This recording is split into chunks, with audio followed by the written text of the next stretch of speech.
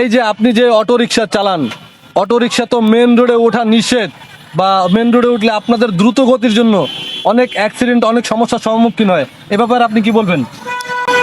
এই ব্যাপারে আমি বলতে চাই যে আমাদের যে একটা মনে করেন নিয়ম শৃঙ্খলাভাবে আমাদের একটা নিয়ম করে দেখ, তোমরা এই এই রাস্তায় চলবা, এই রাস্তায় চলবা, মেন রোডে উঠবা না, এরকম একটা নিয়ম করে দিব, আমরা মেন রোডে উঠবো না, ঠিক আছে?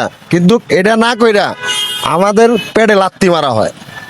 কারণ হইলো যে কোনো মুড়ে মুড়ে পুলিশ মনে করেন ধইরা, গাড়ি ধইরা, তারপর মনে করেন যে এই 1200-1000 টাকা জরিমানা নেয়, আবার এই গাড়িটা ছাইড়া দেয়। আমাদের ড্রাইভারের পেটে, অটো রিক্সার ড্রাইভারের পেটে লাত্তি মারা হয়। এতে মনে করেন প্রতিটা জায়গায় জায়গায় এরকম ওরা বিশৃঙ্খলা করতেছে, আমাদের পেটে লাত্তি মারতেছে, আবার গাড়ি ঠিকই চলতেছে। এইভাবে আমাদের অনেক কষ্ট হইতেছে।